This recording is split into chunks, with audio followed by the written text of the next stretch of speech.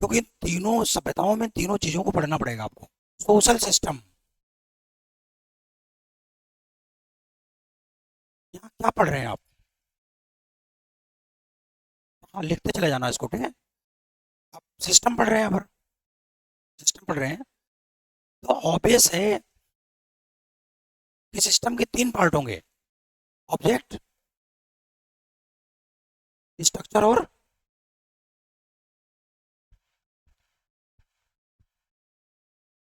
Function. ये तीन चीजें आपकी सिस्टम में पढ़ना होता है। अब हम सबसे पहले, first of all, we should know about the society. What is society? Because society is a system, okay. We study society as a system, okay. Society, definition of the society is when interact to various people. बहुत सारे लोग जब interact करते हैं तो उससे जो एक सिस्टम बनता है वही है सोशल सिस्टम। यानी सोशल सिस्टम के लिए इंटरेक्शन का होना जरूरी है। तो number of people,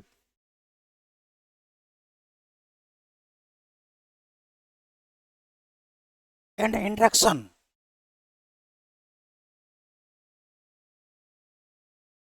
both is necessary to create a system.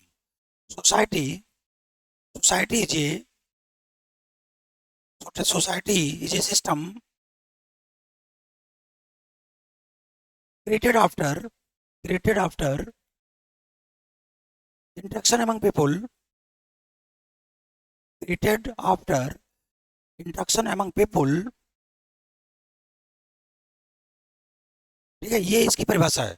और इसके दो ही पार्ट हैं, एक तो इंटरेक्शन है और एक नंबर ऑफ पीपल है। बिना नंबर ऑफ पीपल के कोई इंटरेक्शन नहीं होगा। आगे बढ़े, देखिए, सोसाइटी, जो सोसाइटी का ऑब्जेक्ट होता है, एक एक तो आइडियल ऑब्जेक्ट की बात करते हैं, ठीक है। आइडियल ऑब्जेक्ट की बात करेंगे हम।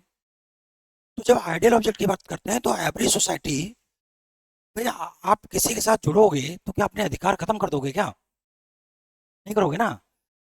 तो जब लोग इंटरेक्ट करते हैं, एक्चुअली क्या होता है, कुछ काम तो आप अकेले कर सकते हैं और कुछ काम आप अकेले ग्रुप में होगा, ठीक है। तो हम लोग समाज क्यों बनाते हैं? हम लोग समाज इसीलिए बनाते हैं क्योंकि जो काम हम अकेले नहीं कर सकते वो काम मिल के करेंगे। लेकिन जब हम सोसाइटी बनाते हैं तो जो एक आइडियल ऑब्जेक्ट होता है, वो आइडियल ऑब्जेक्ट यही होता है, because every people want to liberty and equality in society. जिस व्यवस्था में इंटरेक्शन करेंगे उसमें उनके अधिकार होंगे, क्या होंगे? राइट्स। क्या होंगे? राइट्स। तो एक आइडियल ऑब्जेक्ट क्या होता है सोसाइटी का? आइडियल ऑब्जेक्ट होता है राइट्स। और राइट्स से बना हुआ शब्द क्या है? जस्टिस। क्या हुआ? तो एक आइडियल सोसाइटी का ऑब्जेक्ट क्या होता है? Social justice. नाम सुनते हैं ना, लालू यादव सोशल जस्टिस के, सामाजिक न्याय के बड़े मसीहा हैं, इस तरह की बातें सुनते हैं। कुछ ऐसा तो नहीं।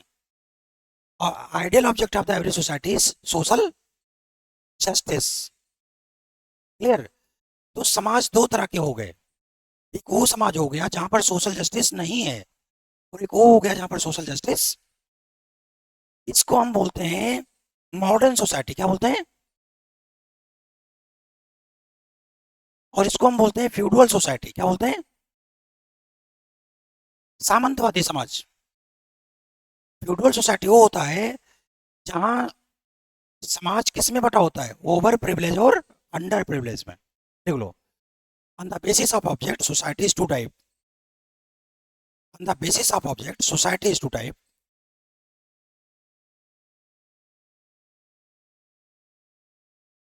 Basis of object society is two type. Number one, feudal. Feudal, FEUDAL, feudal. Feudal क्या होता है? ये इसमें दो पार्ट होते हैं, ओवर प्रिविलेज और अंडर प्रिविलेज। बात समझ आ रही है बात? जैसे भारतीय समाज की तरफ अगर आप जाएं तो क्या पाएंगे आप?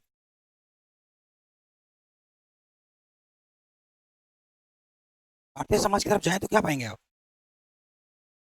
कुछ लोगों को विशेषाधिकार है। अब जैसे आप देखिए, हाँ, क्या हुआ?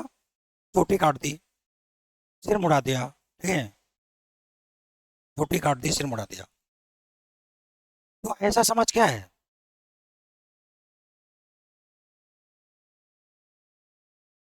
ओवर प्रिविलेज और अंडर, यानी ये काम आप नहीं कर सकते, ये काम में करना मेरा विशेषाधिकार है।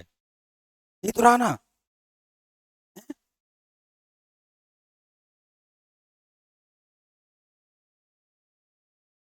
ये काम मेरा विशेषाधिकार है, इसको आप नहीं कर सकते हैं, ये मैं ही करूंगा। ठीक है, जो मैं करूंगा वो आप नहीं कर सकते। ठीक है, यानी अब वर्क का भी डिवीजन कैसा होगा? सुपीरियर और इंफीरियर। फिर फ्यूडल का मतलब हो गया कि जहाँ पर समाज दो भागों में बट गया, अंडर प्रिविलेज और ओवर। एक लोगों के पास विशेषाधिकार है और दूसरे लोगों के पास अधिकार ही नहीं है। इट मीन्स दैट इनके अधिकारों को भी इसने ले लिया, और ये क्या हो गया? Over privilege. ये क्या हो गए? अंडर। तो जहां भी आप ये सोसाइटी देखते हैं, वो क्या सोसाइटी है? फ्यूडल सोसाइटी है। कैसे है ये? सामंतवादी समाज है। ओके। और आइडियल सोसाइटी कैसी होती है? जहां पर सभी के अधिकार बराबर हैं। Everybody have liberty and equality. समाज का जिम्मेदारी लेने में, समाज की रिस्पॉन्सिबिलिटी लेने में, समाज का कार्य करने में, और समाज में रहने के लिए उसके पास क्या है? समान अधिकार है, समान अवसर है। अब आप दुनिया के जितने भी समाज बने हुए हैं, उन सबको चेक कर सकते हो, नहीं कर सकते हो? कर सकते हो ना? कि जो सोसाइटी नॉन डेवलप होगा वो कैसा होगा? फ्यूडल होगा। और जो डेवलप्ड होगा वो, तो क्या भारत में सामाजिक विकास हुआ है क्या? सामाजिक विकास भारत में हुआ है क्या? थोड़ी बहुत समानता आरक्षण वगैरह से आई है। भाई आरक्षण से जो अंडर प्रिविलेज लोग थे वो सिस्टम में जाने लग गए, बराबरी करने लग गए। इतना छोड़ के बाकी कहाँ समानता है? आगे बढ़े। अब हम बात करते हैं सोशल स्ट्रक्चर की। किसकी बात करते हैं? स्ट्रक्चर समझिए, बहुत इंपॉर्टेंट है।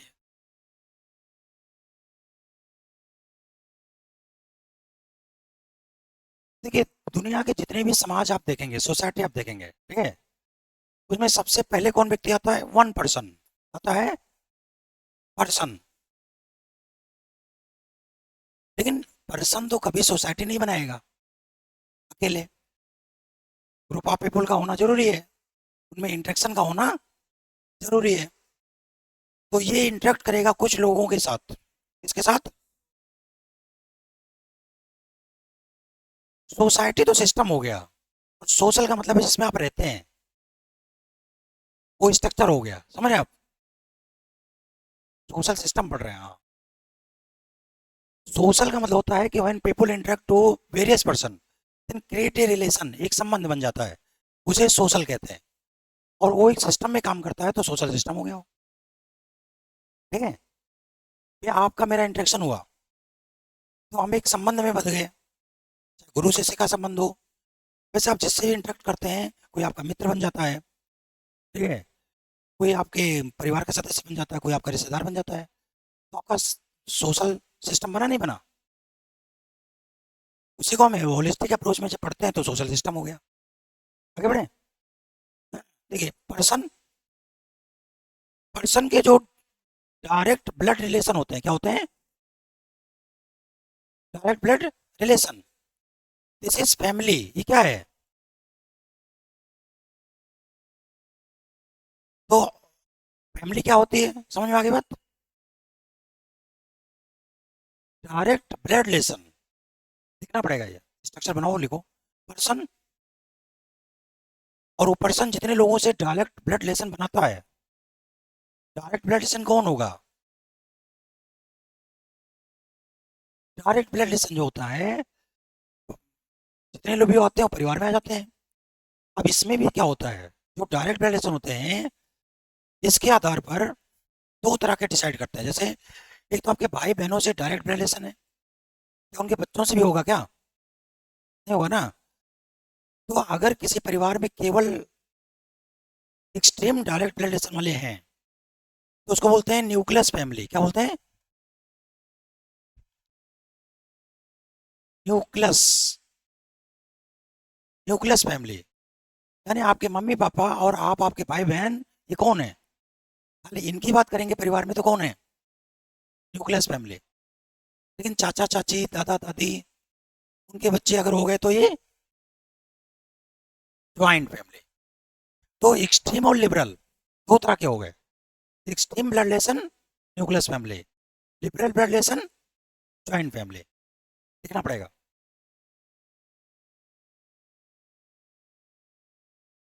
लिबरल ब्लड रिलेशन तो ज्वाइंट फैमिली हो गया। यानी परिवार भी दो तरह के होते हैं। तो होते नहीं होते हैं? आप जहाँ भी चाहे सिटी में रहो, चाहे सिटी में, तो ज़्यादातर क्या मिलेंगे आपको? न्यूक्लियस है। ज़्यादातर कौन होते हैं? नौकरी पा गए, भी बच्चों के साथ रह रहे हैं, माँ बाप को छोड़ दिया, भाई बहनों को छोड़ दिया। तो सिटी में क्या मिल रहा है आपको? सिटी में न्यूक्लियस फैमिली ज़्यादा देखने को मिलता है। जॉइंट फैमिली तो गाँवों में दिखते हैं, शहरों में कहाँ दिखते हैं? हैं? तो उसका मैं कारण बताऊंगा कि ऐसा क्यों होता जा रहा है।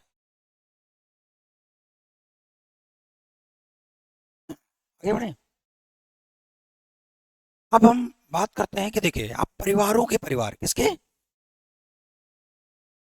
सपोज करो कि एक व्यक्ति के दो बेटे और एक बेटी है। तो बेटी तो चली गई दूसरे के घर और बेटों का परिवार बन गया। बन गया नहीं बन गया?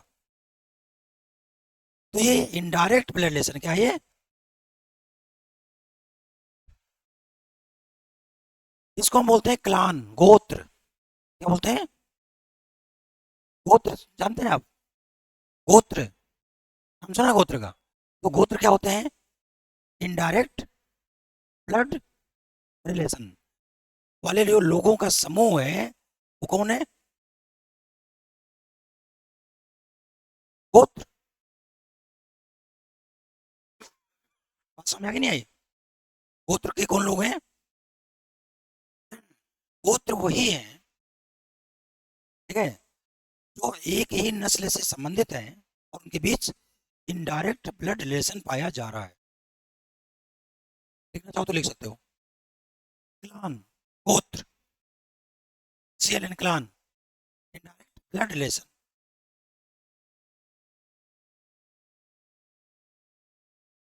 गोत्र समझते हैं?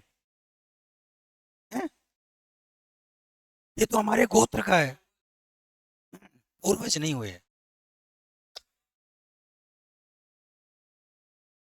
वो वही लोग हैं जो आपसे इनडायरेक्ट ब्लड रिलेशन में आते हैं, ठीक है। उनको अपने स्ट्रक्चर में किस में डाल दिया? अब जैसे आप जिस भी जाति भी बता रहा हूँ मैं आपको, तब गोत्र ज़्यादा समझ में आ जाएगा। आगे बढ़ते हैं। देखिए, बहुत सारे गोत्रों का समूह, क्या, बहुत सारे गोत्रों का समूह, ठीक है, जिनकी एक जैसी सामाजिक स्थिति है, जिनकी एक जैसी सामाजिक स्थिति है, उनके समाज में अधिकार, उनके समाज में कार्य एक जैसे हैं, इसको बोलते हैं जाति, कास्ट। लिखना पड़ेगा।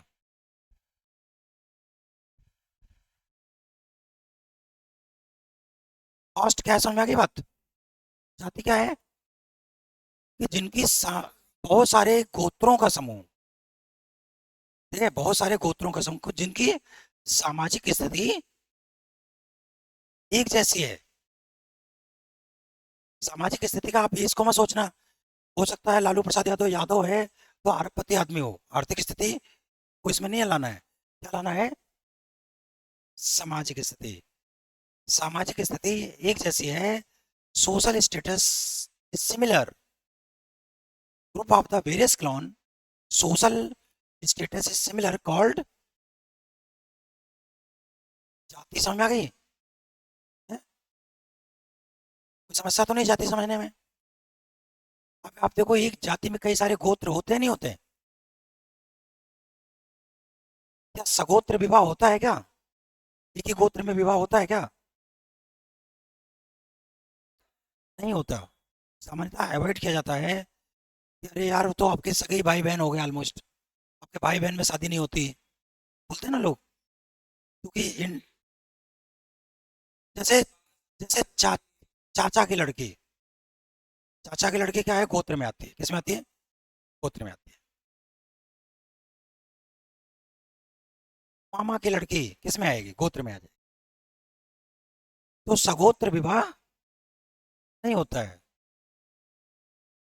अब कई सारे तो आप देखिए सोशल मीडिया पर चलता रहता है कि देखो, अपने भाई बहन से शादी कर लिया, ये से कर लिया, वैसे कर लिया। तो ये सोशल स्ट्रक्चर है, सामाजिक ढांचा है, जिसमें ये सारी चीजें एक नियम बना है। बता रहा हूँ मैं भी आपको। देखिए, बहुत सारी जातियों का समूह, बहुत सारी ग्रुप ऑफ कास्ट, जो एक जैसे कल्चर को मानते हैं। क्या? इसको बोलते हैं कम्युनिटी। क्या बोलते हैं? लिखना पड़ेगा। Group of various caste have similar culture. Group of various caste have similar culture is called community. समुदाय समझते हैं? कल्चर। जो लोग वैदिक कल्चर को मानते हैं हिंदू हो गए, जो इस्लामिक कल्चर को मानते हैं मुसलमान हो गए, और जो लोग मानते हैं वो, ठीक है। कल्चर को मैं थोड़ा समझा दूं। कल्चर जो होता है, कल्चर वास्तव में एक एक बृहद शब्द है। Culture is a broad term, include various aspects, it is mental part of the society. This is mental part of the society. ये मानसिक पक्ष है सोसाइटी का, समाज का। ये मानसिक पक्ष है, mental part of the society. It is broader aspect, ये बहुत सारे शब्दों को समेटता है ये, ठीक है। Mental part of the society है। और इसका जो हेड होता है वो रिलीजन होता है, धर्म होता है। रिलीजन, इसका हेड होता है रिलीजन। यानी कल्चर का जो मिड का पार्ट होता है वो क्या होता है? रिलीजन। रिलीजन क्या होता है? ये इसकी आइडियोलॉजी होती है। क्या होती है? आदर्श होते हैं। Religion is the ideology of every culture. तो कल्चर के मिड में क्या आएगा? धर्म। ओके। कल्चर के मिड में आता है धर्म। धर्म क्या है? धैर्य, धारण करना, wear. Literal meaning of the religion is variable. जो चीज स्वीकार्य होती है, हम धारण करते हैं। वेरिएबल, धैर्य। कल्चर संस्कृत के शब्द से निकला हुआ है धर्म, धैर्य। धैर्य मतलब धारण करना। अब आप ह्यूमन है तो क्या धारण करोगे आप? ह्यूमैनिटी। तो धर्म को भी दो भागों में बांट देते हैं हम। अगर कोई धर्म ह्यूमैनिटी की बात करता है तो प्रोग्रेसिव रिलीजन है, प्रगतिशील धर्म है। और अगर कोई ह्यूमैनिटी से दूर जा रहा है तो वो ऑर्थोडॉक्स धर्म है। नहीं समझे आप? मंदिर हम बनाएंगे चाहे जितने लोगों की बलि ले लें, तो ये क्या है? ऑर्थोडॉक्स धर्म है। मंदिर आपका ऑब्जेक्ट है जहाँ से हम पूजा करते हैं। आपका मंदिर एक मीन है, मंदिर ऑब्जेक्ट नहीं है। ऑब्जेक्ट क्या है? ह्यूमैनिटी है। तो आगे मैं बताऊंगा कि धर्म के भी दो पार्ट होते हैं। मतलब कोई किसी समाज में जहाँ धर्म के मीन को इम्पोर्टेंस दिया जाता है, वो तो कट्टरपंथी संस्कृति है। उसको हम बोलते हैं एक्सट्रीमिस्ट कल्चर, ठीक है। और जहाँ पर ह्यूमैनिटी को इम्पोर्टेंस दिया जाता है वो क्या है? Progressive culture. समझ आई बात? तो कल्चर के आधार पर समाज दो तरह का हो गया, प्रोग्रेसिव और एक्सट्रीमिस्ट। सांस्कृतिक हमले जो होते हैं कौन करता है? कल्चरल इन्वेजन, सांस्कृतिक हमले। भारत भारत क्या किसी की संस्कृति पर हमला करता है क्या? नहीं करता। लेकिन आप मुस्लिम्स को देखें, क्रिश्चियन को देखें, आप बिहार वगैरह चले जाएं, तो कन्वर्जन चल रहा है, पैसा दे दे करके धर्मांतरण चल रहा है। नहीं मानोगे तो बम गिरा देंगे। ठीक है। तो संस्कृति के आधार पर जो धर्म माना जाता है दो तरह का, एक्सट्रीमिस्ट और प्रोग्रेसिव। ठीक है, आगे बढ़े। संस्कृति का एक पार्ट हो गया धर्म। धर्म क्या है, उसका आइडियोलॉजी हो गया। और संस्कृति जो है, जिसमें संस्कृति को लिखा भी तो जाएगा ना। जब लिखा जाएगा तो कुछ तो इमेजिनरी पार्ट होंगे उसके, और कुछ उसके पार्ट क्या होंगे, फिजिकल पार्ट होंगे। तो उसको बोलते हैं लिटरेचर। क्या बोलते हैं, बता रहे हैं। तो संस्कृति का एक पार्ट क्या हो गया, रिलीजन। दूसरा पार्ट क्या हो गया, लिटरेचर। और लिटरेचर को जिस भाषा में आप लिखोगे वो क्या है, लैंग्वेज। क्या है, और जो कल्चर का अचीवमेंट्स होता है, उपलब्धियां होती हैं, जैसे आर्ट है ना, भवन निर्माण है, मंदिर निर्माण है, पहनावे उड़ावे हैं। तो अचीवमेंट्स जो है, ठीक है, उसको आर्ट साइंस इन सब में देखते हैं। ठीक है। तो उसका अचीवमेंट वाला पार्ट हो क्या है, आर्ट है, साइंस है, एक्सेट्रा। कोई समस्या तो नहीं। तो संस्कृति एक बहुत बड़ा पार्ट है, और संस्कृति का भाग होता है रिलीजन, और लिटरेचर, लैंग्वेज, और हिंदू एक संस्कृति है। हिंदू क्या है, इस संस्कृति में धर्म क्या है, ब्राह्मण धर्म। इसकी भाषा क्या है, हिंदी। साहित्य तो आप, अरे भाई संस्कृत मॉडिफाई होकर के हिंदी में आ गए। संस्कृत कितने लोग बोलते हैं, और जो हमारा हिंदू समाज में एक ब्रॉडर लैंग्वेज बोला जाता है। अब वैसे तो आप बोलोगे इस्लामिक संस्कृति है, तो उसमें क्या उर्दू कितने लोग बोलते हैं, सब हिंदी बोलते हैं ऑलमोस्ट। अरबी मान लो, अरबी मान लो, अरबी से, अरबी और हिंदी को मॉडिफाई करके उर्दू बना है। ठीक है। क्योंकि अरबी पूरी तरह से भारतीय लोग समझते नहीं थे, मध्यकाल में आए, तो उन्होंने क्या किया, हिंदी को मॉडिफाई कर लिया, उसके साथ बन गया उर्दू, एक नया भाषा आ गया। आगे बढ़े। अब जहाँ भी बोलते होंगे उर्दू, देखो बहुत ट्रेडिशनल मुसलमान हैं, उर्दू बोलते हैं अभी भी, पत्रकार निकलते हैं। चलो, तो ये समझ आ गई बात। अब आप जाओगे तो इनके पहनावे ओढ़ावे खान पान सब अलग है कि नहीं, संस्कृतियों के आधार पर है।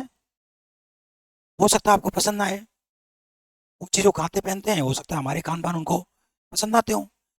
उनके पूजा करने का तरीका अलग है, उनके धर्म को मानने का तरीका अलग है, उनका लिटरेचर भी अलग है, उनका लैंग्वेज भी अलग है, उनके आर्ट भी अलग है, उनके घर बनाने का तरीका भी अलग है।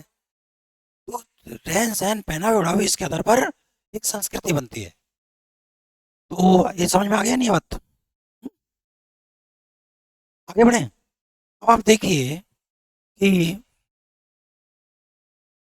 आगे बढ़िए, बहुत सारी कम्युनिटीज जो एक जैसे इकोनॉमिक फंक्शन करते हैं, क्या करते हैं, जो एक जैसे फंक्शन करते हैं, फंक्शन कार्य करते हैं, क्या करते हैं, इकोनॉमी हटा दो, इकोनॉमी तो नैरो हो गया काफी। एक जैसे कार्य करते हैं, इसको बोलते हैं क्लास। क्या बोलते हैं, वर्ग, लिखना पड़ेगा। इसको क्या बोलते हैं, क्लास। आगे बढ़े। ठीक है। तो इसका मतलब ये हो गया, it means that every culture, culture is broader than caste, community is broader than caste, and class is broader than community, and class consists by various community, but function is similar। जैसे मैं एक उदाहरण दे रहा हूँ आपको, student क्या है, class है। फार्मर क्या है, इसमें बहुत सारे जाति और धर्म के लोग हो सकते हैं। जाति तो एक होगी, फार्मर क्लास जाति, और धर्म बहुत सारे हो सकते हैं। मुसलमान भी तो हो सकते हैं ना, क्रिश्चियन भी तो हो सकते हैं। मजदूर क्या है, क्लास है।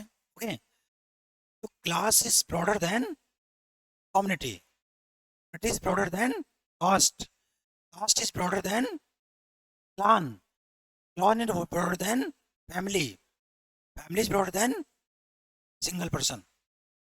स्ट्रक्चर समझ आ गया? अब इसी सारे क्लास, कम्युनिटी और स्ट्रक्चर को आप इमोशनली यूनाइट कर दें तो क्या बन जाएगा? नेशन। क्या बन जाएगा? बात समझ आ गई भाई? नहीं समझे? आ गया? If every caste, community and class should be unite emotionally, this is nation. तो एक राष्ट्र का बंटवारा कब होगा? तो आप समाज को जाति में बांट दोगे, आप समाज को समुदायों में बांट दोगे या क्लास में बांट दोगे, तो देश का विभाजन होगा नहीं होगा? फिर राष्ट्र कब कमजोर होता है?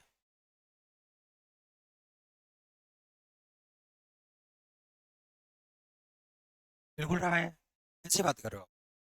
तमिलनाडु के लोग कहते हैं कि हमारी लैंग्वेज अलग है, फिर महाराष्ट्र में त्रिभाषा फार्मूला के आधार पर। आप बात समझिए, मराठा कहते हैं हम अलग संस्कृति है, बेशक मैं हिंदू हूँ, कल्चर तो अलग है ना हमारी। वो हिंदू के नाम पर यूनाइट होते हैं, लेकिन जब माइक्रो सेग्रीगेशन में जाते हैं तो क्या कहते हैं वो? मैं मराठा हूँ। तमिल के लोग कहते हैं मैं हिंदू हूँ, बट जब माइक्रो सेग्रीगेशन में जाते हैं तो क्या बोलते हैं? हिंदी हमारे ऊपर ना थोपा जाए, हमारी अलग पहचान, मतलब उसी संस्कृति में अपनी अलग पहचान की बात करते हो, उसी कम्युनिटी में अलग पहचान की बात करते हैं। नहीं समझा आप? और अगर उनकी संस्कृति पर हमला होगा, उनकी पहचान पर हमला होगा, तो राष्ट्र कमजोर होगा नहीं होगा?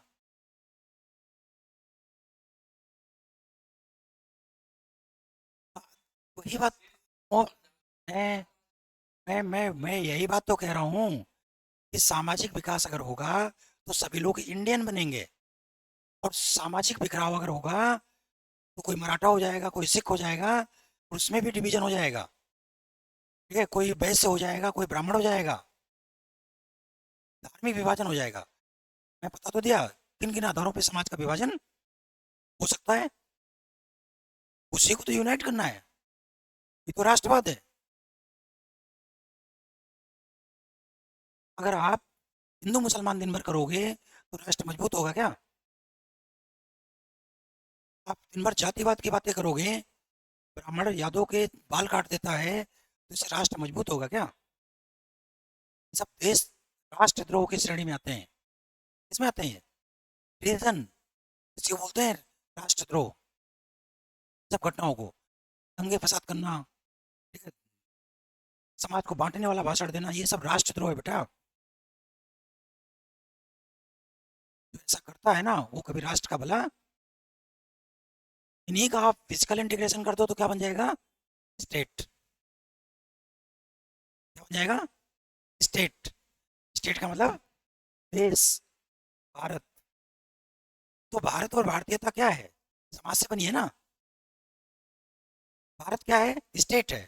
और भारतीयता क्या है? नेशन है।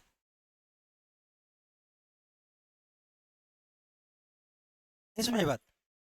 एक फीलिंग होती है हम भारतीय हैं, क्या है? नेशन है। और हम भारत के नागरिक हैं, ये क्या है? स्टेट है, भारत की स्टेट है। तो भारतीयता नेशन है, भारत स्टेट। और ये किससे बना हुआ है? समाज से। किससे बना हुआ है? तो बेटा समझने में समस्या तो नहीं? मजा आ रहा है पढ़ने में? जानते आप भी थे, लेकिन इतना सही तरीके से नहीं जानते थे। क्लियर हो गई चीजें? आगे बढ़े। ठीक है, समाज कुछ कार्य करता है, सोशल सिस्टम क्या करता है? कुछ फंक्शन करता है। समाज दो तरह के कार्य करता है। एक तो ये करता है सोशलाइजेशन, क्या करता है? सामाजिकरण। सुनते हैं आप? जानते हैं सामाजिकरण? इसका, ठीक है, जो जो समाज के वैल्यूज होते हैं, समाज के जो नियम कानून होते हैं और जो सोच होती है, इसको वैल्यूज कहते हैं। वैल्यू क्या है? रूल्स रेगुलेशन, जो इस्टेब्लिश रूल्स रेगुलेशन होते हैं और जो आइडियोलॉजी होती है, इसको क्या बोलते हैं? समाज की जो आइडियोलॉजी है उसको क्या बोलते हैं? वैल्यूज। और जब कोई बच्चा पैदा होता है या उस समाज में कोई व्यक्ति इंक्लूड होता है, तो वही वैल्यूज समाज उसको क्या करता है? सिखाता है। सिखाता है, नहीं सिखाता? एक बच्चे को माता पिता के पैर छूना चाहिए, उसको भगवान के सामने हाथ जोड़ना चाहिए, उसको ये खाना चाहिए, ये पहनना चाहिए। ये सब कौन सिखाता है? परिवार है, समाज है, स्कूल है? तो जो सोशल वैल्यूज को सिखाने की प्रक्रिया है, ठीक है, learning of a social values is the process of socialisation. This is socialisation. सामाजिकरण क्या है? समाज के वैल्यूज को सीखना। बात समझ आ गई? और अगर समाज के वैल्यूज को नहीं सीखेंगे तो क्या समाज के वैल्यू के अनुसार काम कर पाएंगे क्या? तो आप क्या बन जाएंगे? Anti social. अगर वो सोशल वैल्यू के खिलाफ है तो क्या बन जाएगा? एंटी सोशल, असामाजिक। ठीक है? तो कहते हैं ना, ये तो जंगली है यार, ये तो सामाजिक नहीं है। तो सामाजिक ना होने का मतलब क्या होता है? नहीं, असामाजिक तो समाज के मूल्यों के खिलाफ काम करना हो गया। जो सोशल वैल्यूज है उसके खिलाफ काम करना क्या हो गया? Anti social. और उसको ना सीखने वाला कौन है?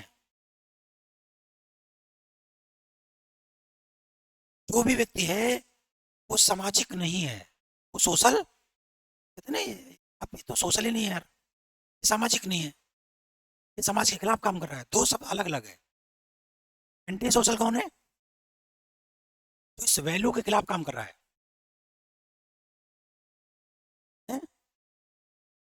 समाज अगर मानवता की बात करता है और किसी ने जाके किसी का मर्डर कर दिया तो क्या है ये? Anti social. समाज कहता है चोरी मत करना, कोई चोरी करता है तो क्या हो गया? Anti social. किसी ने जेब काट ली, कोई समाज में गाली गलौज कर रहा है, क्या समाज में गाली गलौज एक्सेप्टेबल है? क्या नहीं है? Acceptable। तो जो सोशल वैल्यूज है उस वैल्यूज के अगेंस्ट में काम करना क्या हो गया? और उस वैल्यू को ना सीखना, किसी ने सीखा ही नहीं है तो क्या हो गया? नॉन सोशल हो गया। तो दोनों में अंतर समझ में आ गया? नॉन सोशल कौन है और एंटी सोशल कौन है? लोग कहते हैं ना तुम्हें समाज के नियम कानून ही नहीं पता है, तुम तो यार सामाजिक ही नहीं हो, तुम तो जंगली हो, और व्यवहार जंगली है? एक परंपरा है भारत में, समाज में, बेटी यहाँ पानी भी नहीं पीते माँ बाप उसके, ऐसा है ना? अब जा करके कोई अगर बेटी के धन पे खाना खाना शुरू कर दे तो क्या बोलेंगे उसको? तुम तो यार सामाजिक ही नहीं हो। ठीक है? तुमने तो सीखा नहीं यार ये चीज, ऐसा कर रहे हो।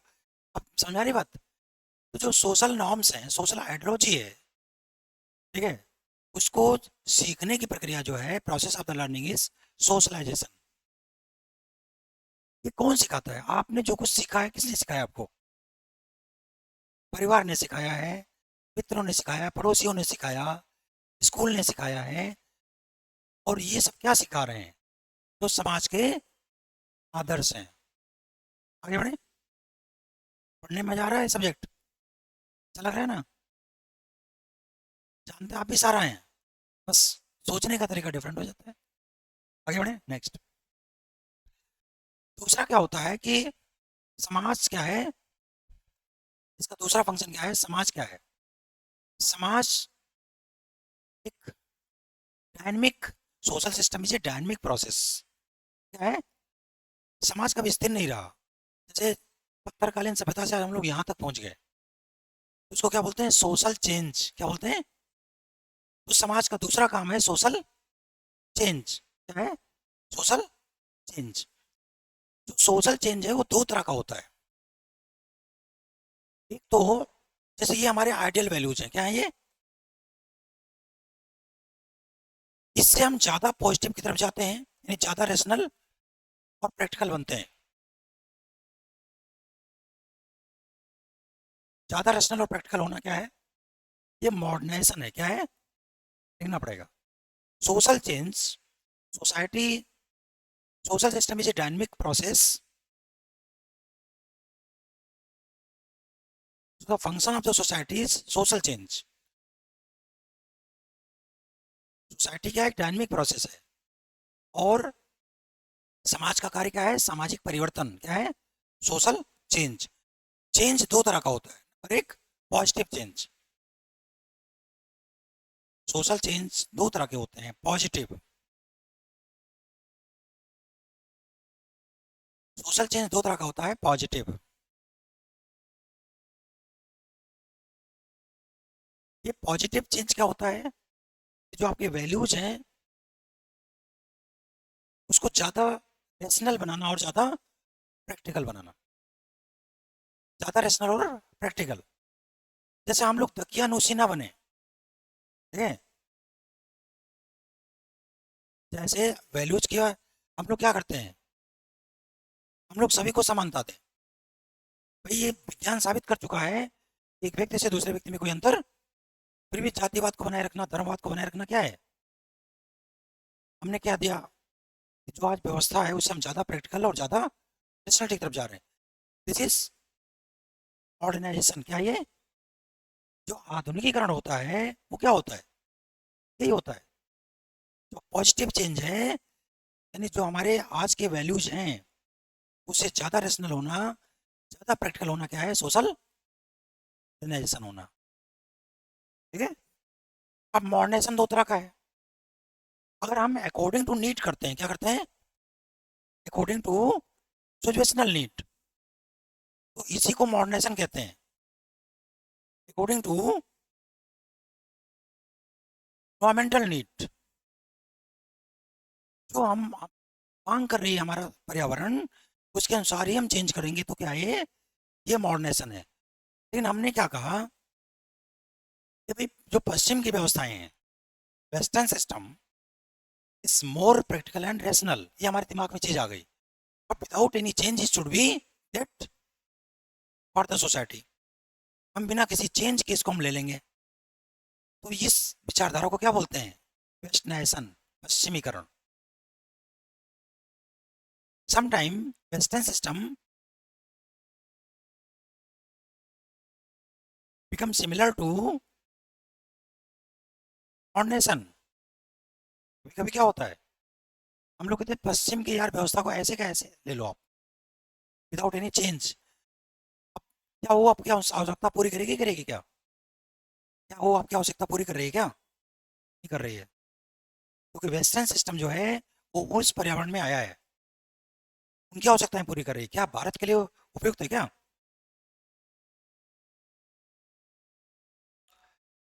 आप बात हेल्पफुल, हेल्पफुल हो सकता है, बट डिट्टो उसको ले लेना कि हमारी आवश्यकता पूरी कर रहा है क्या, उसमें कुछ हम अपनी वैल्यूज डालेंगे, कुछ हम अपनी चीजें डालेंगे, तभी तो अकॉर्डिंग टू नीड आएगा हमारा। तो मॉडर्नाइजेशन और वेस्टर्नाइजेशन में अंतर समझ आ गया, क्या अंतर है।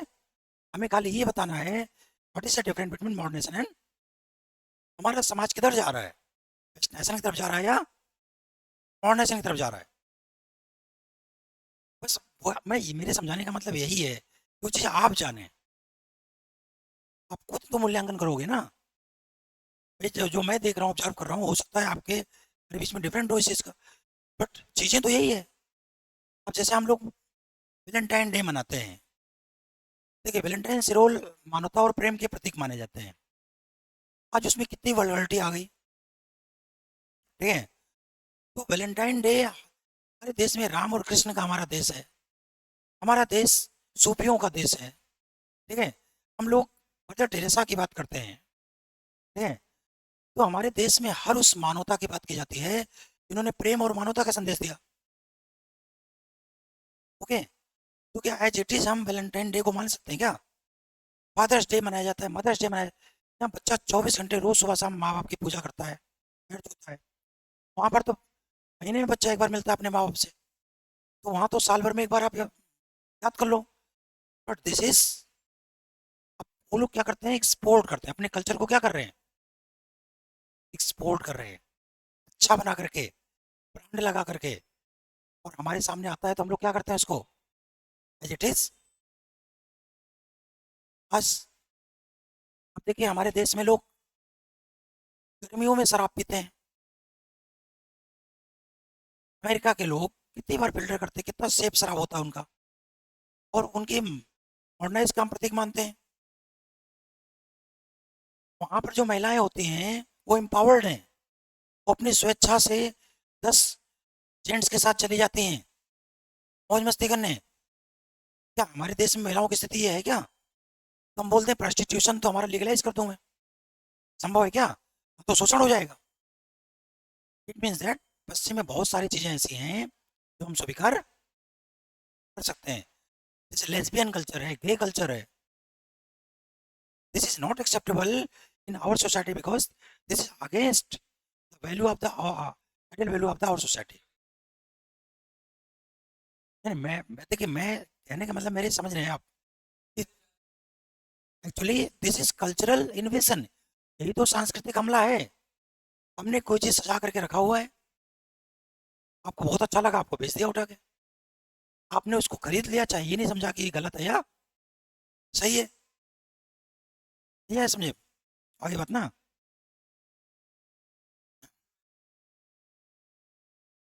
अच्छा, भारत में भारत में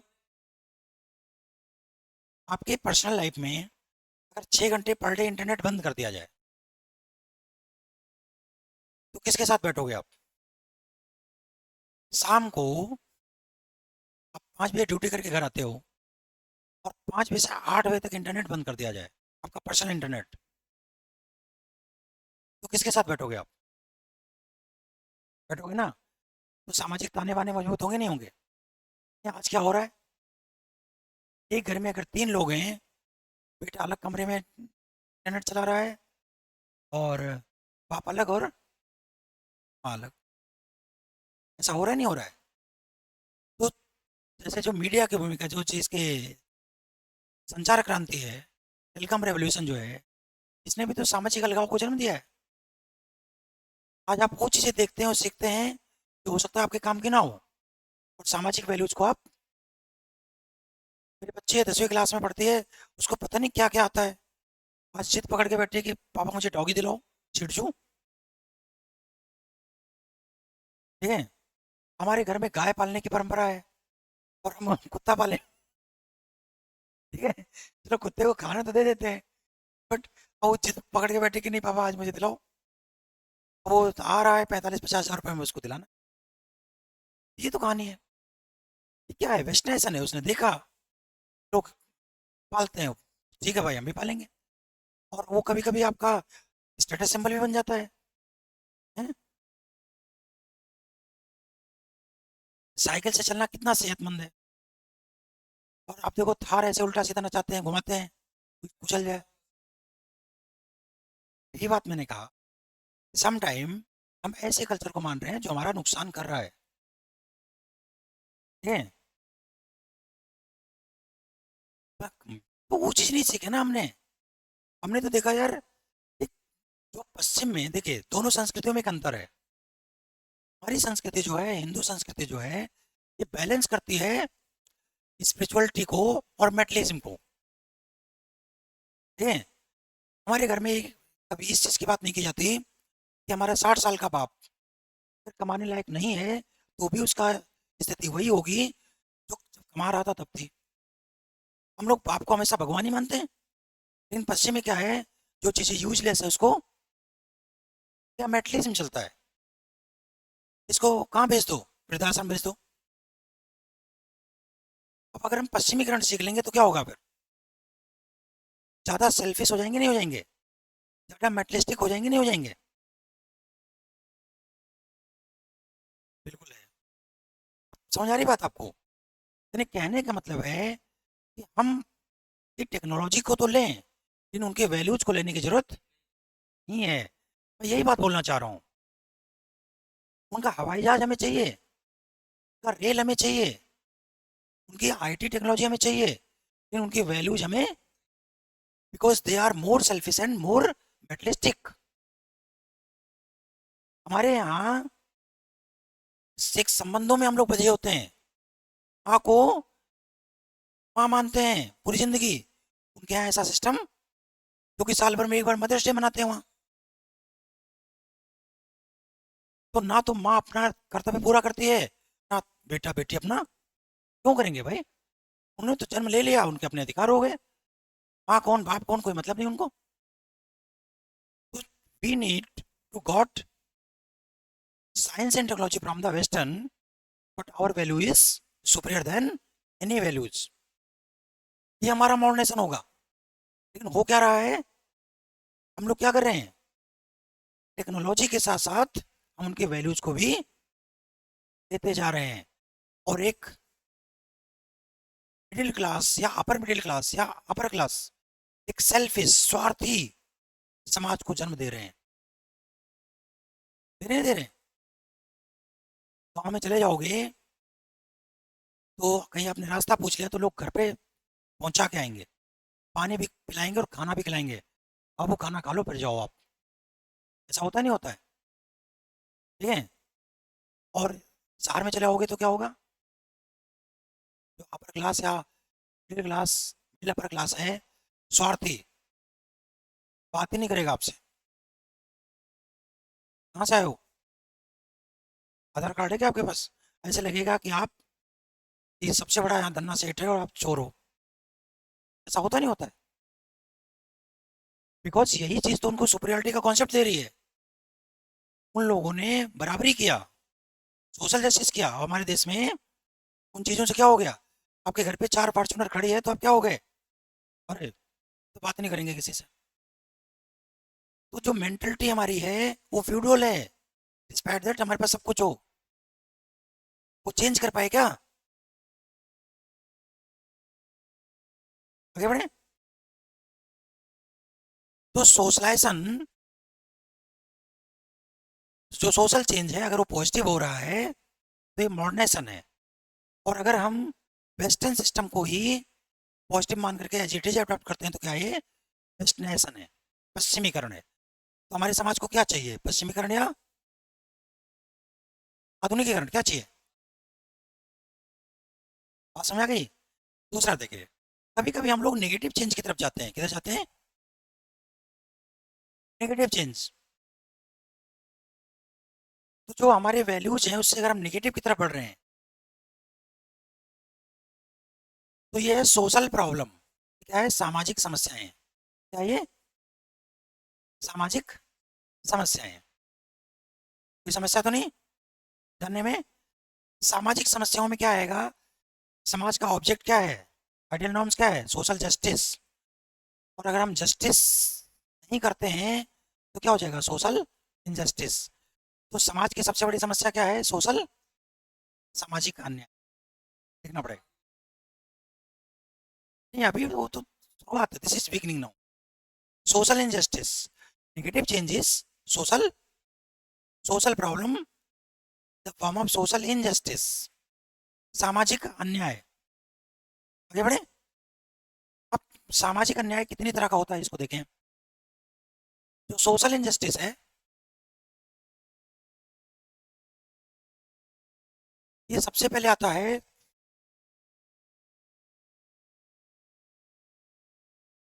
कास्ट बेस।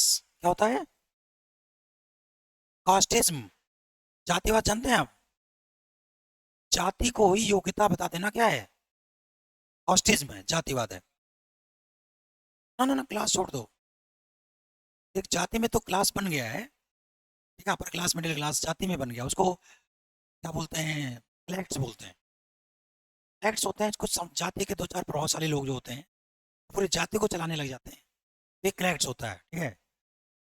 कास्टिज्म होता है यादव वर्सेस ब्राह्मण। ठीक है।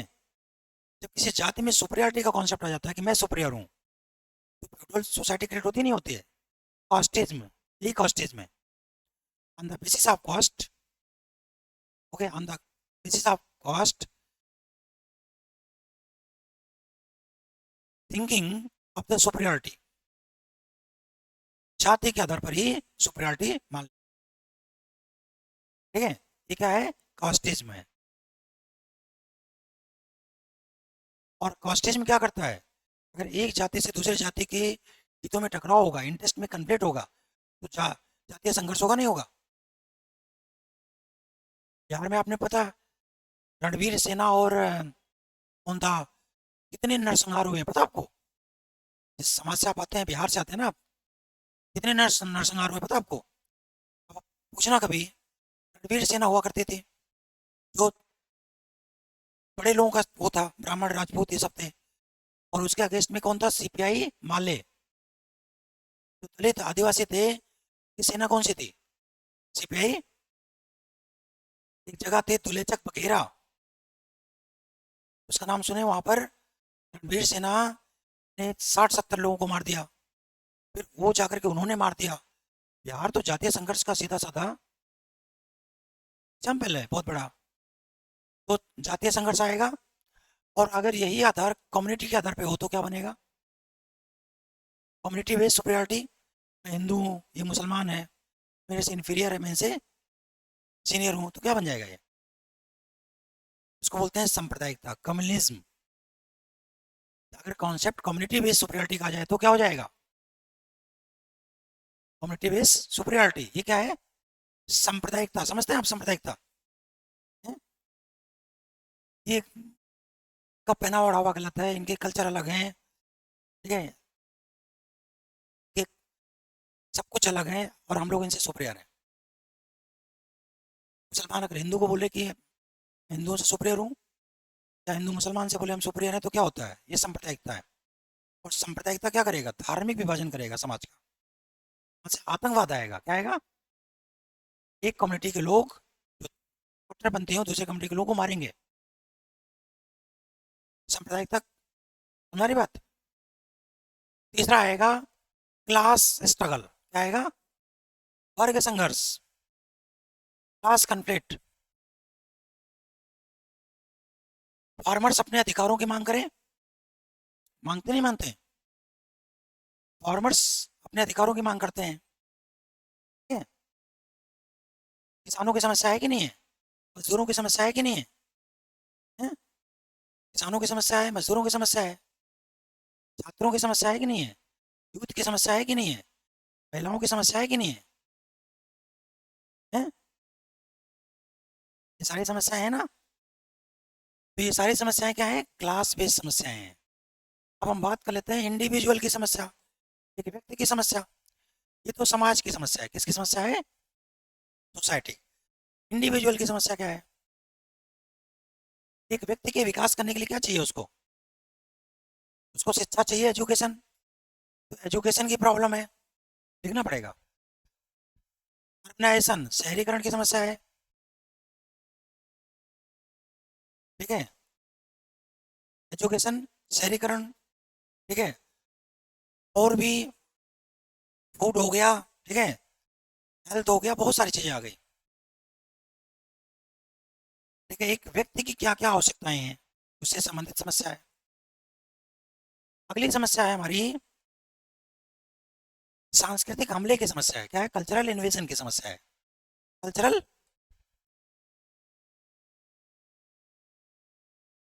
कल्चरल इन्वेजन में अगर आप देखें, तो जैसे एलजीबीटी की समस्या है, लेस्बियन और गे, ठीक है। अगली समस्या प्रोस्टिट्यूशन की समस्या है, वेश्यावृत्ति,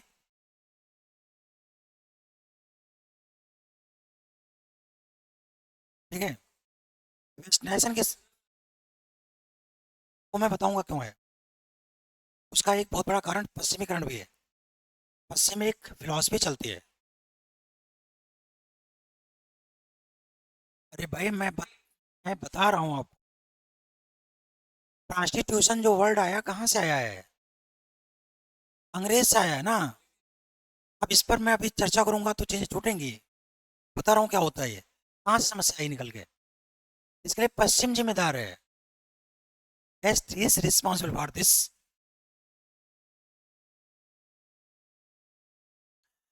मैं इस पर जाऊँ, मैं बस समझा देता हूँ, ठीक है, ये लो। प्रोस्टिट्यूशन क्या होता है? प्रोस्टिट्यूशन व्हेन ए फीमेल, या एक, आज तो प्रोस्टिट्यूशन का दायरा पड़ गया है, ठीक है, मेल फीमेल कोई भी शामिल हो सकता है यहाँ पर। देखिए यहाँ पर वेस्ट और इंडिया, दो की बात कर लेते हैं। वेस्ट और भारतीय संस्कृति की बात करेंगे तो भारत में नारियों को क्या माना जाता है? देवी माना जाता है, और उनकी पूजा होती है। और जहाँ देवियों की पूजा होती है वहीं देवता। शाक्त संप्रदाय जो है भारतीय, जो हिंदू धर्म का शाक्त संप्रदाय है, वो देवी की पूजा करता है। भारतीय धर्म के तीन संप्रदाय हैं, शैव, वैष्णव और शाक्त। या तो शिव की पूजा, या तो विष्णु की पूजा, या तो उनके बहुत सारे अवतार हो सकते हैं। लेकिन किसी भी कल्ट में नारियों की स्थिति कमजोर नहीं थी। जब ब्राह्मणवाद, ब्राह्मणवाद एक वर्ड हमने यूज किया है, ब्राह्मणिज्म। ब्राह्मण तो कोई भी बन सकता था जिसके पास ज्ञान हो, समाज का विभाजन था। बट जब इसको हमने वंशानुगत बना दिया तो ये ब्राह्मणवाद है। जब ब्राह्मणिज्म मजबूत हुआ तो उन्होंने क्या किया? धर्म को, रिलीजन को यूज किया किसके लिए? अपने लिए। तो वहां से देवदासी प्रथा, ये सारी चीजें निकल के सामने आई। But this was the type of exploitation. ये क्या था? एक शोषण का तरीका था। क्या था? शोषण का तरीका था। जब आर्य आए तो आर्य कौन थे? पुरुष थे, मेल थे ना। तो फीमेल की स्थिति खराब हुई नहीं हुई? तो कुछ फीमेल मजबूरी में प्रोस्टिट्यूशन करने लग गई, कुछ को दास बना लिया गया, कुछ को मंदिरों में देवदासी बना लिया गया। This is social level then Indian cultural value. जो हमारी हिंदू वैदिक संस्कृति थी, इसका ये आदर्श नहीं था, बल्कि क्या था? ये उसमें उपजी हुई बुराइयां थी। एक मिनट, अब मैं पूरी बात आप मेरी समझे तभी आपको समझ आ जाएगा ये वेस्टर्नाइजेशन कैसे हुआ। देखिए, आज हमारे देश में प्रोस्टिट्यूशन दो तरह से होता है। एक तो स्वेच्छा से होता है। कैसे होता है? ठीक है, मतलब इसके लिए महिला मजबूर नहीं है, नहीं है ना, मजबूर नहीं है। पश्चिम की एक विचारधारा चलती है, एक आइडियोलॉजी, इसको फिलॉसफी कहते हैं, हेडोनिज्म। क्या नाम है? हेडो हेडोनिज्म। हेडोनिज्म कहता है कि भूत और भविष्य कुछ नहीं होता है, जो है वर्तमान है, और वर्तमान को जियो। और जो चीजें आपको संतुष्ट करे और सुख पहुंचाए, उन हर चीजों को यूज करो। नहीं समझे आप? ये फिलॉसफी कहता है कि what satisfied to you, what it glory to you, happiness to you, you should be used. जो भी चीजें आपको खुश करती हैं, आपको सुख पहुंचाती हैं, वो हर चीज आप यूज करो। यही फिलॉसफी अपर क्लास के प्रोस्टिट्यूशन को जन्म देता है। बात समझ आ गई? और हमारे देश में क्या होता है? हमारे देश में होता है, एक पिक्चर आप देखो जा करके, मूवी है, राजपाल यादव की है, ठीक है? राजपाल यादव की मूवी है, उसका नाम है अंडर ट्रायल। उसको देखना। वो लेडीज पता क्या कहती? बहुत गरीब लेडीज होती है, कहते क्या है ये सब, क्या होता है, ये बेकार की बातें हैं। हम जहां से पैसा कमाते हैं हमें वो हर काम करना चाहिए। तो जब अपर क्लास में प्रोस्टिट्यूशन होता है तो नीचे वाले क्या करते हैं? कुछ लोग उसको आदर्श मान लेते हैं। फिर क्या होता है? समाज में कुछ ऐसे एंटी सोशल लोग पैदा हो जाते हैं जिन्होंने प्रोस्टिट्यूशन को एक धंधा बना दिया। वो क्या करते हैं? गरीबी का फायदा उठाते हैं, मजबूरी का फायदा उठाते हैं, और यहाँ से सप्लाई होती है, गरीब घरों से सप्लाई होती है, और अमीर घरों में सप्लाई होती है। तो डिमांड यहाँ है, सप्लाई यहाँ है, बीच में कौन है? दलाल, असंगठित लोग हैं। संगठित लोग हैं जो अपराध कर रहे हैं। तो भारत में प्रोस्टिट्यूशन दो तरह से होता है। एक तो प्रोस्टिट्यूशन होता है लोअर क्लास में, और एक होता है अपर क्लास में। अपर क्लास से क्यों होता है? हेडोनिज्म फिलॉसफी से।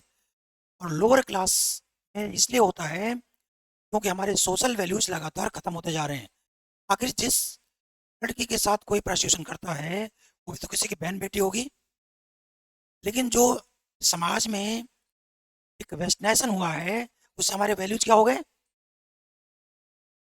हम अपनी बहन बेटी को छोड़ करके किसी की बहन बेटी का कोई सम्मान नहीं करते। उसको क्या मानते हैं? एक ऑब्जेक्ट मानते हैं अपनी संतुष्टि का। दिस फिलॉसफी ये कौन है जिनका सामाजिकरण या तो गलत हुआ है या तो हुआ ही नहीं है। बात समझ आ कि नहीं आई? अरे भाई मैं तो, लेकिन क्या ये भारतीय संस्कृति के अनुसार है क्या? It is against Indian culture, Indian ideal philosophy. Kama Sutra बहुत अलग चीज है। वो साइंटिफिक तरीके बताता है। वो साइंटिफिक तरीके बता, कामा सूत्र प्रशिक्षण की बात करता है क्या? ना ना ना ना।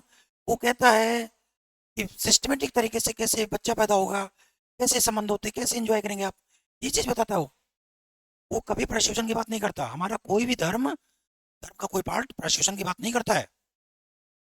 देवी दुर्गा की 9 दिन पूजा होती है, क्या उस वैल्यूज को लोग समझते हैं क्या? जिस दिन समाज का हर व्यक्ति किसी महिला को, किसी लड़की को अपनी बेटी, बहन, ठीक है, माँ समझने लग जाएगा, क्या उस दिन प्रॉस्टिट्यूशन होगा क्या? शादी क्यों नहीं होगा? बेबी तो शादी करोगे ना, आप नहीं करोगे? अरे अरे अरे आप फिर परिवार कैसे बनाओगे आप? एक ही तो बीबी होती है, प्रॉस्टिट्यूशन तो 10 के साथ होता है। नहीं समझे आप? बीबी होना, प्रॉस्टिट्यूशन होना दो अलग चीजें हैं। प्रॉस्टिट्यूशन का ऑब्जेक्ट क्या है? बीबी का ऑब्जेक्ट तो है कि आप परिवार बना रहे हैं। क्या प्रॉस्टिट्यूशन का ऑब्जेक्ट परिवार बनाना है क्या? धर्म अर्थ काम मोक्ष, ठीक है, ये हमारे धर्म का पार्ट है। तो यहाँ काम का मतलब क्या होता है? काम का मतलब परिवार बनाना है। प्रॉस्टिट्यूशन परिवार नहीं बनाता, बनाता है क्या? तो प्रॉस्टिट्यूशन तो ऑब्जेक्टलेस चीज है, ये कहीं भी जस्टिफाई नहीं हो रहा है। बात समझ आ गई? तो पश्चिम जिम्मेदार है कि नहीं है? वेस्ट, हम लोग भी जिम्मेदार हैं इसके लिए, क्योंकि हम उन चीजों को सीख रहे हैं। हम उस चीज को तो नहीं सीखते कि 9 दिन हम देवी की पूजा करते हैं। तो कोई भी महिला, कोई भी बच्ची हमारी माँ होगी, बहन होगी, बेटी होगी, बीवी तो एक ही होगी ना, जिसके साथ आप परिवार बनाएंगे। या 10 बीवियां रखेंगे आप?